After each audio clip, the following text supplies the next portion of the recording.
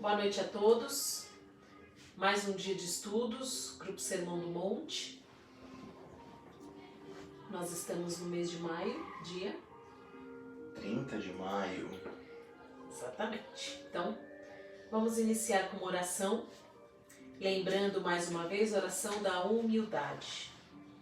Deus da misericórdia, auxilia-me a conservar o anseio de encontrar-te. Quando haja tumulto ao redor de mim, guarda-me o silêncio interior em que procure ouvir-te a voz. Se algum êxito me busca, deixa-me perceber a tua bondade sobre a fraqueza que ainda sou. Diante dos outros, consente, ó Pai, que te assinale o infinito amor, valorizando-me a insignificância através daqueles que me concedam afeto. Se aparecerem adversários em meu caminho, faze-me vê-los como sendo instrumentos de trabalho, dentre aqueles com que me aperfeiçoas.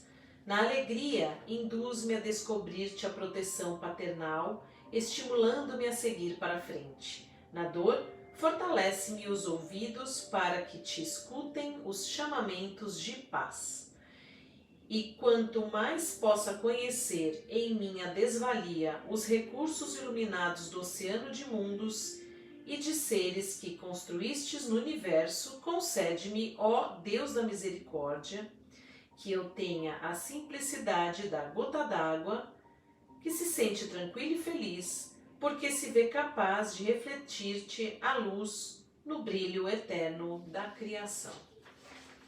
Aproveitando ainda nesse momento a todos, vibrar por aqueles que nós sabemos estarem precisando de auxílio físico, espiritual, que estejam preocupados, doentes ou internados, por aqueles que nos deixaram nessa semana, em especial nossa querida Ivone, que o plano espiritual possa acolhê-la, e também todos aqueles que estão conectados a vocês. Façam vibrações, entreguem esses queridos nos braços do Pai. Iniciar. Hoje faremos a leitura do Vinha de Luz, item 107, joio. Deixai crescer ambos juntos até a ceifa, e por ocasião da ceifa, direi aos ceifeiros: colhei primeiro o joio e atai-o em molhos para o queimar. Quem nos diz isto é o Mestre Jesus em Mateus 13:30. Quando Jesus recomendou o crescimento simultâneo do joio e do trigo, não quis senão demonstrar a sublime tolerância celeste no quadro das experiências da vida. O Mestre nunca subtraiu as oportunidades de crescimento e santificação do homem, e, nesse sentido, o próprio mal, oriundo das paixões menos dignas, é pacientemente examinado por seu infinito amor, sem ser destruído de pronto. Importa considerar, portanto, que o joio não cresce por relaxamento do lavrador divino, mas sim porque o otimismo do celeste semeador nunca perde a esperança na vitória final do bem. O campo do Cristo é a região de atividade incessante e intensa. Tarefas espantosas mobilizam falanges heróicas. Contudo, apesar da dedicação e da vigilância dos trabalhadores, o joio surge, ameaçando o serviço. Jesus, porém, manda aplicar processos defensivos com base na iluminação e na misericórdia. O tempo e a bênção do Senhor agem devagarinho e os propósitos inferiores se transubstanciam. O homem comum ainda não dispõe de visão adequada para identificar a obra renovadora. Muitas plantas espinhosas ou estéreis são modificadas em sua natureza essencial pelos filtros amorosos do administrador da seara, que usa suas afeições novas, situações diferentes, estímulos inesperados ou responsabilidades externas que falem ao coração. Entretanto, se chega a época da ceifa, depois do tempo da expectativa e observação, faz-se então necessária a eliminação do joio em molhos. A colheita não é igual para todas as sementes da terra. Cada espécie tem o seu dia, a sua estação. Eis porque, aparecendo o tempo justo de cada homem e de cada coletividade, exige-se a extinção do joio, quando os processos transformadores de Jesus foram recebidos em vão. Nesse instante, vemos a individualidade ou o povo a se agitarem em razão de aflições e hecatombes diversas, em gritos de alarme e socorro, como se estivessem nas sombras de naufrágio inexorável. No entanto, verifica-se apenas a destruição de nossas aquisições ruinosas ou inúteis, e, em vista de o joio ser atado aos molhos, uma dor nunca vem sozinha. Vejam que interessante. Pode ficar. Joio e trigo. Né? O joio era como que uma erva daninha. Não servia para uso. Então, o que tinha que fazer? Separar do trigo, que ia ser utilizado, juntar em molhos, em ramos, né? E queimar. Então, o que acontece? Jesus faz essa comparação com os homens na terra. E o que está colocado nesse texto é exatamente que entre nós, todos, existem trigos e joios. Então, resta uma primeira pergunta, né? Quem é você, trigo ou joio? Como que nós vamos saber se eu sou trigo ou joio? Então, nós vamos conversar um pouquinho sobre isso. O mestre, ele não cortou o joio, como a gente fala, cortar lá na raiz.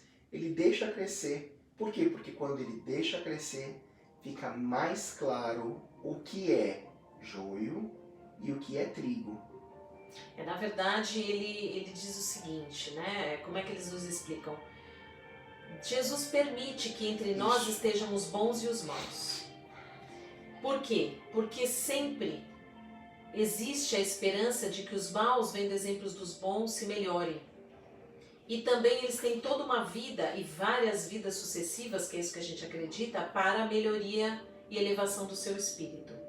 Acontece que cada vez mais o mundo está se acelerando, a evolução do planeta está acelerando, evolução moral, evolução espiritual. Porque a tecnologia ela vai avançar incessantemente, por bons e maus, né? Mas quem fica para a evolução desse planeta é quem realmente consegue melhorar a si mesmo, consegue utilizar suas virtudes e consegue aplicar os seus dons, sejam eles intelectuais, físicos e espirituais, para o bem da humanidade. É disso que se trata o tempo inteiro.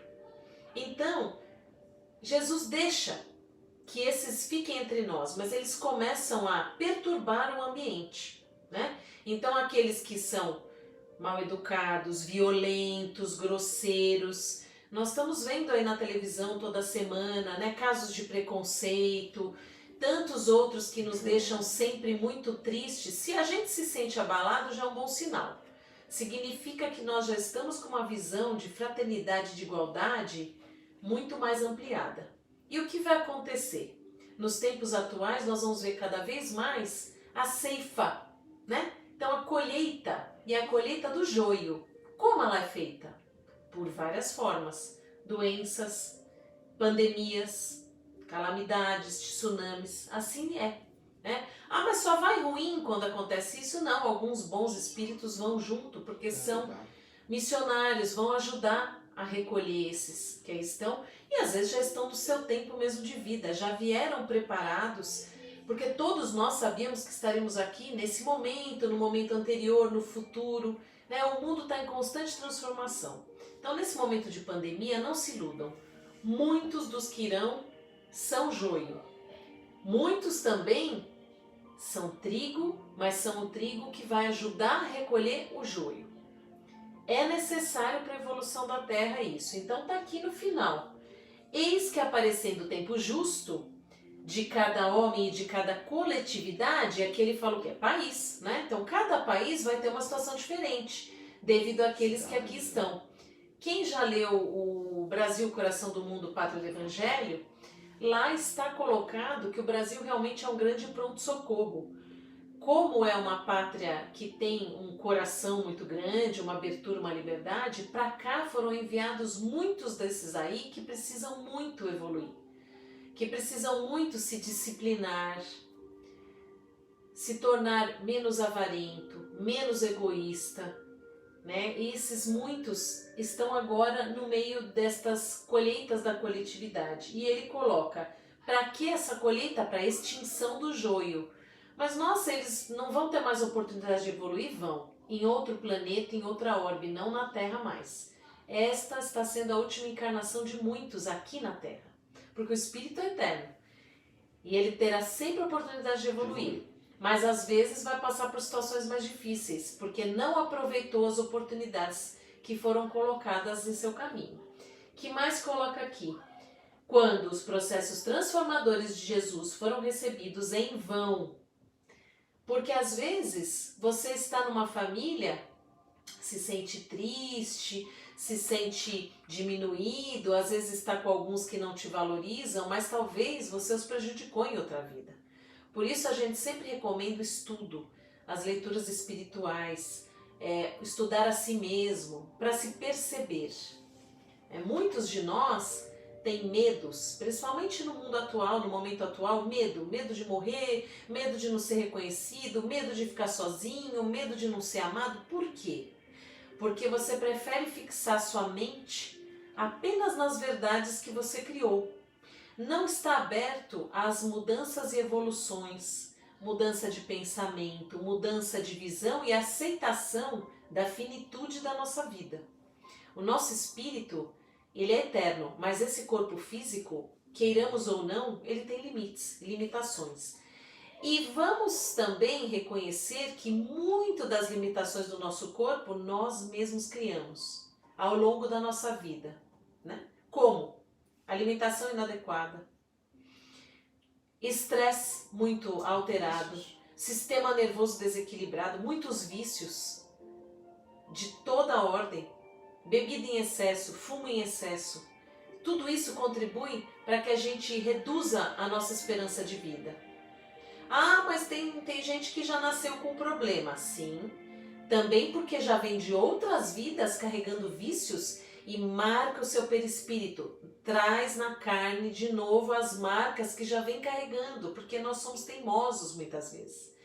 Não é que às vezes a gente começou a fumar nessa vida, a gente já vem de várias encarnações fumando, bebendo, sendo rude, grosseiro, egocêntrico, né? E assim vai. Então, o medo é justamente quando a gente quer focar em coisas que nos ameaçam, que podem tirar a nossa perfeição, que a gente na verdade criou, que não é verdadeira. A gente só sente paz e sente tranquilidade e confiança no Pai quando a gente reconhece nossas limitações e quando a gente trabalha firmemente com as oportunidades da vida presente para melhorar. Seja um pai difícil, ou uma mãe e um pai amorosos, né, irmãos difíceis ou não, cada um está na sua situação, na situação que precisa vivenciar. Se você tem uma vida muito boa, agradeça e utilize todo esse potencial que você tem para ajudar todos aqueles que estão à sua volta. Isso a gente fala toda semana. O que mais que ele fala ali? Eu queria chamar a atenção que antes de finalizar, né, já no caminho de finalizar o texto, Emmanuel nos traz essa mensagem. No entanto, verifica-se apenas a destruição de nossas aquisições ruinosas ou inúteis. Nesse momento em que a gente está, né, nós já estamos aqui há 60, 70 dias em isolamento social ou em afastamento, todos, de uma maneira mais forte ou de uma maneira mais sutil, puderam verificar numa autoanálise o que foram as aquisições desnecessárias. Todo mundo passou por esse processo, gente. Não tem uma pessoa que não tenha passado por isso. E com certeza nesse processo de revisão identificou aquilo que era útil e principalmente aquilo que era inútil. Só reforçando o que a gente estava lendo no final também do texto, como é que Jesus faz essa colheita e extinção do mal na terra? É justamente por aflições, hecatombes diversas, né, naufrágios, tudo que vocês podem imaginar que nos entristecem, nos preocupam, na verdade, são essas grandes colheitas e a destruição dessas ilusões que nós temos. Quantos de nós não estavam numa corrida incessante, desesperada, indo e vindo, não sabe nem para onde? O tempo inteiro tem que viajar, o tempo inteiro tem que correr, o tempo inteiro tem que ir no médico, o tempo inteiro está doente. Será? Tem que ir pra rua. Tem que ir pra rua. E aí não para se olhar, não olha a sua família. Agora nós estamos tendo que olhar. É uma grande valorização do momento atual, dos nossos lares, das nossas famílias. E quem não tem família é realmente do lugar onde vive. Você cuida do seu lugar, da parte material, cuida bem. Se não cuidava, está passando a cuidar. Cuida de si mesmo, alimentação, porque chega um ponto que não dá mais para ser só comida de delivery. A gente tem que aprender a cozinhar, aprender a fazer as coisas para nós. Se eu fizer com amor e carinho, sabendo que é para mim mesmo, será muito mais fácil sempre. Então, esse é o recado primeiro. Separação do joio e trigo é o que está acontecendo, já aconteceu várias vezes na Terra. Né? Nas épocas de guerra também aconteceu essa separação, mas agora vai acelerar mais. Não se iludam, haverão outras situações em que nós perseveremos. A gente estuda aqui para a gente estar tranquilo no momento em que a gente vê, e mesmo se chegar alguma doença em nós, que eu mantenha tranquilidade, confiança no Pai. Ninguém vai viver eternamente, a morte é uma passagem, porque a nossa vida real é a vida do Espírito. Para reforçar um pouco do que eu estou falando para vocês, vamos pegar aqui o Obras Póstumas, de Allan Kardec, que na verdade é uma obra após a morte dele, em que ele manda algumas mensagens. Aqui eu peguei na página 36, de algumas perguntas e respostas, do capítulo 3, sobre a criação. E aqui vamos explicar um pouquinho o que são, né? Então, os espíritos encarnados, é isso que o Espiritismo usa, né, como linguagem, constituem a humanidade, os homens na Terra. A alma do homem é um espírito encarnado. Então, quando a gente diz alma, é o espírito dentro desse corpo físico. A vida espiritual é a vida normal do espírito. Ela é eterna. A vida corpórea é transitória e passageira. Isso não é senão um instante na eternidade. Então, se nós tivéssemos cada vez mais confiança e clareza nesse conhecimento, menos abalo sofreríamos com as perdas que naturalmente vão acontecer nesse momento atual de pandemia e futuro. É fácil? Não.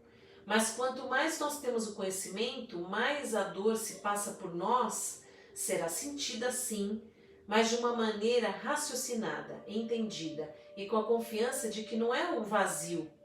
Não tem vazio depois, tem vida espiritual. A encarnação dos espíritos está nas leis da natureza.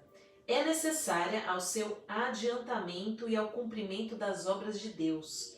Pelo trabalho que a sua existência corpórea necessita, aperfeiçoam a sua inteligência e adquirem, em observando a lei de Deus, os méritos que devem conduzi-los à felicidade eterna. Ora, se nós somos espíritos que estamos encarnando aqui na Terra há muito tempo, vocês concordam que nós já conseguimos evoluir muito em pensar que nós toda vez começamos novamente entrando na escola, a maioria, né? Muitos não têm oportunidade porque não têm ainda o merecimento, encarnam em lugares muito pobres, muito deficitários, porque não fizeram por merecer, ou alguns por missão, para fazer evoluir aqueles que ali estão. Mas nós que, imaginando, estamos num curso normal da vida, em evolução, sem grandes barbáries, sem grandes acometimentos negativos vindos de nós para com os outros, nós estaremos de novo na escola. Se a gente for pensar 100 anos atrás, cursar a escola já era muito bom, alguns conhecimentos são os mesmos, mas não havia computador, não havia uma série de ferramentas que hoje temos. Daqui a 100 anos, o que será que nós aprenderemos? Então, sempre é uma constante evolução. E nós, quando voltamos à pátria espiritual, aprendemos muito mais, porque ela é muito mais evoluída do que aqui. Então, toda vez que nós voltamos, trazemos mais conhecimento. E como é que a gente faz, né? Vamos entender como é que é o processo. Disso resulta que todos, concorrendo para a obra geral da criação, os espíritos trabalham pelo seu próprio adiantamento.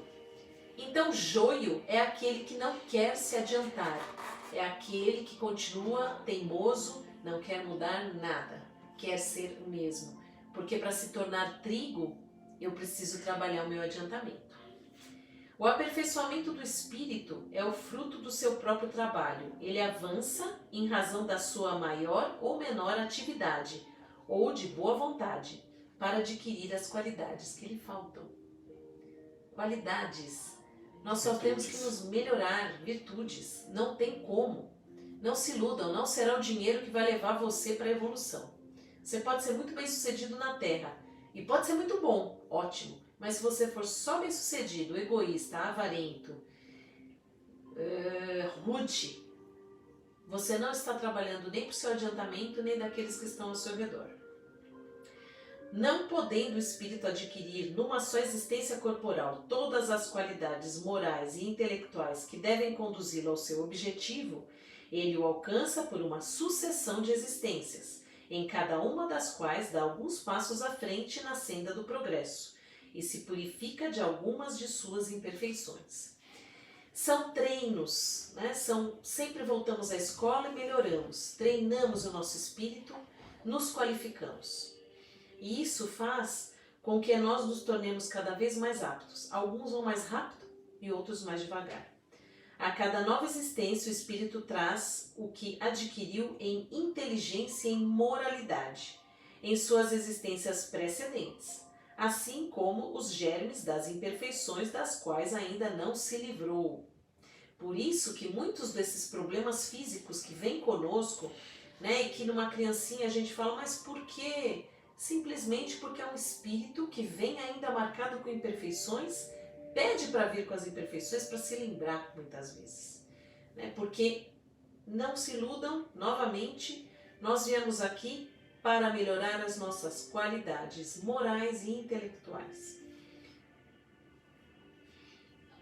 Quando uma existência foi mal empregada pelo espírito, quer dizer, se ele não fez nenhum progresso no caminho do bem, é sem proveito para ele e deve recomeçá-la em condições mais ou menos penosas, em razão da sua negligência e da sua má vontade. Por isso que nós estamos falando há muito tempo, e quem estuda a parte espiritual já sabe, que como o planeta está indo para um planeta de regeneração, não há mais muito tempo para esses que ficam dando passos para trás. Para esses que ainda cometem violências, atrocidades, que ainda estão no seu mundo egocêntrico. Eles podem estar reinando agora, nesse momento, mas neste planeta, última encarnação, com certeza. A cada existência corpórea, o espírito devendo adquirir alguma coisa de bem e se despojar de alguma coisa de mal, disso resulta que, depois de um certo número de reencarnações, ele se encontra depurado e chega ao estado de espírito puro. Ou seja, nossa, existe um fim, não existe uma morte do espírito, existe um fim de encarnações na Terra. O número de existências corpóreas é indeterminado, porque ele depende da vontade sua, do espírito, de abreviá-la, trabalhando ativamente pelo aperfeiçoamento moral. Se você transgride as leis morais, você ainda está atrasando a sua evolução. Né? A teimosia é sua, do seu próprio espírito. A decisão é sua, livre-arbítrio. Né? No intervalo das existências corpóreas, o espírito está errante e vive a vida espiritual. A erraticidade não é de duração determinada. Quanto tempo eu vou ficar no plano espiritual? O tempo necessário, porque lá também nós nos aperfeiçoamos. Só que quando voltamos à Terra, às vezes a vida aqui é rude e a gente tende a esquecer tudo que nós nos comprometemos a melhorar. Último item na página 37. Quando os espíritos adquiriram sobre o mundo a soma do progresso que o estado desse mundo comporta, então no caso a Terra existe um limite de estado de evolução para o próprio espírito, eles o deixam esse mundo, por exemplo a Terra, para se encarnarem num outro mundo mais avançado. Esses são o trigo. O joio vai para um menos avançado, né?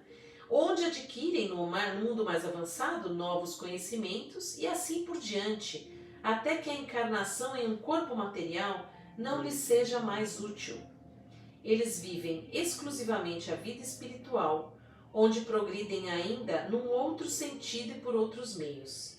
Chegados ao ponto culminante do progresso, gozam da suprema felicidade, admitidos nos conselhos do Pai, do Onipotente, de Deus, têm o seu pensamento e se tornam seus mensageiros, seus ministros diretos para o governo dos mundos, tendo sob as suas ordens os espíritos de diferentes graus de adiantamento, como por exemplo Jesus Cristo, que é o governador do planeta Terra. Então, se vocês têm medos, preocupações, nossa, Deus não está olhando por nós, está.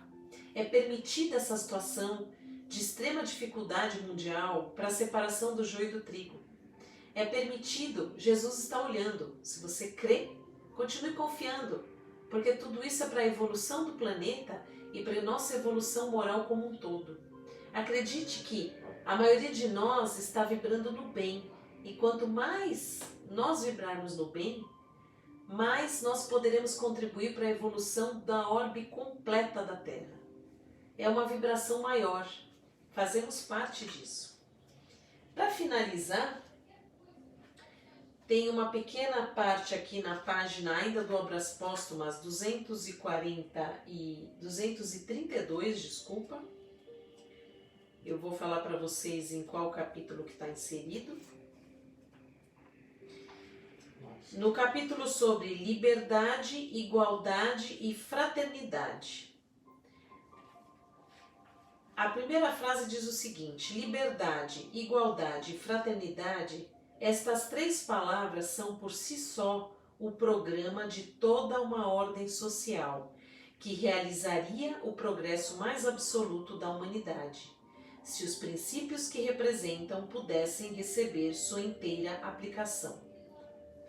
E aí ele vai discorrer sobre quais são os obstáculos, mas eu queria ir para o final para que nós possamos refletir sobre isso. E de novo puxar para vocês os medos que vocês possam ter. Medos de governos, medos de regimes sociais que venham a ser implantados. Esses medos são focos da sua atenção para distrair a atenção sobre você mesmo, porque o seu trabalho principal na Terra é melhorar você e não o outro, e não, entendem? Quando a gente muda a gente muda todo o nosso país, toda a nossa vizinhança, toda a nossa casa, a gente muda tudo. Então vamos refletir aqui. Todos vós que sonhais com essa idade de ouro para a humanidade, de liberdade, igualdade e fraternidade, trabalhai, antes de tudo, na base do edifício, antes de querer coroar-lhe a cumeira. Dai-lhe por base a fraternidade em sua mais pura acepção. Mas para isso não basta decretá-la e inscrevê-la sobre uma bandeira. É preciso que ela esteja no coração, e não se muda o coração dos homens com decretos. A mudança está em você. Mude você, mude o seu coração.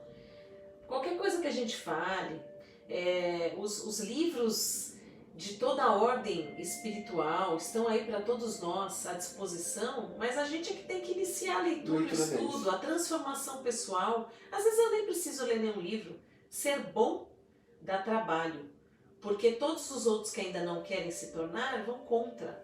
Mas se você continua firme na mesma direção, você tem toda uma ordem de espíritos superiores te ajudando.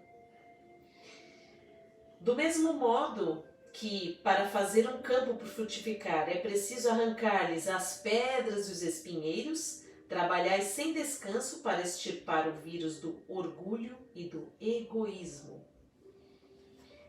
Continua para mim, por quê, né?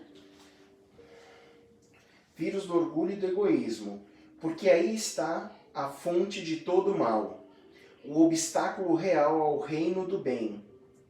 Destruir nas leis, nas instituições, nas religiões, na educação, até os últimos vestígios, os tempos de barbárie e de privilégios, e todas as causas que mantêm e desenvolvem esses eternos obstáculos ao verdadeiro progresso, que se recebe, por assim dizer, desde a meninice a que se aspira por todos os poros na atmosfera social. Ou seja, nós somos educados desde criança para aspirações sociais, para dominações, para egoísmos extremos, para ter, sem olhar para a parte fraterna. E aqui o que eles recomendam é elimine em tudo, elimine nas instituições religiosas, nas escolas, então em todo lugar onde incitarmos essa tendência ao egoísmo e ao orgulho, nós como humanidade temos que extirpar dentro da nossa casa, instruir nossos filhos a ser fraternos, amigos, colaboradores, colaborativos. Né? E assim prossegue. Só então, né? Vamos lá. E assim prossegue. Só então os homens compreenderão os deveres e os benefícios da fraternidade. Então também se estabelecerão por si mesmos, sem abalos e sem perigo, os princípios complementares da igualdade e da liberdade. A destruição do egoísmo e do orgulho é possível? Dizemos alta e ousadamente, sim. De outro modo, seria preciso colocar uma suspensão ao progresso da humanidade. O homem cresce em inteligência, é um fato incontestável. Chegou ao ponto culminante que não poderia ultrapassar? Quem ousaria sustentar essa tese absurda? Progride ele em moralidade? Para responder a esta pergunta, basta comparar as épocas de um mesmo país. Por quê? Pois teria antes alcançado o limite do progresso moral do que o progresso intelectual? Sua aspiração para uma ordem de coisas melhor é um indício da possibilidade de a isso chegar. Aos homens progressistas cabe ativar o movimento pelo estudo e pela prática dos meios mais eficazes. Então, se compararmos os países, o antes e o depois, veremos um progresso intelectual e moral. E aqui a questão é, mas então parou a moralidade e evoluiu a intelectualidade? Talvez sim. Mas nós, homens de progresso, progressistas chamados aqui, e isso Kardec colocou lá em 1800, né? Ainda faz muitos anos já, cabe a nós ativar isso o tempo todo, incessantemente, trazer a moralidade, a evolução moral e intelectual juntas, sempre pontuando todas as nossas ações, pensamentos, atos e palavras pelo bem, sobretudo o bem. Não há nenhuma justificativa razoável para não utilizarmos o bem em todas as nossas situações. Aqueles que ainda não conseguiram, simplesmente ainda estão passos atrás. Eles ainda não conseguiram perceber que o que acontece de verdade, todas as ameaças que acreditam estar atingindo-lhes, vêm deles mesmos em primeiro lugar. Podem verificar a vida de vocês. Todas as vezes que vocês sofreram alguma coisa, se for observar, talvez você tenha criado o início de tudo isso. Se você não consegue chegar nessa vida, se fosse permitido, poderíamos visualizar em outra. Então vamos ser homens de progresso, progressistas moralmente e intelectualmente. E trabalhar incessantemente contra estes dois pontos levantados há muito, o egoísmo e o orgulho. Depois recomendo que vocês leiam esse capítulo do começo ao fim, como um estudo da semana. Agradecemos imensamente por estar com vocês, todos em nosso pensamento e coração. Aqueles que não conhecemos ainda pessoalmente, fica o convite para nos acompanhar Sábados, 10 da manhã, na Arcas. Vocês podem procurar aí na internet. Infelizmente, ainda devido à quarentena, não está aberto o espaço, mas assim que possível, quando retomar tudo, estaremos juntos novamente. Boa noite. Fiquem bem.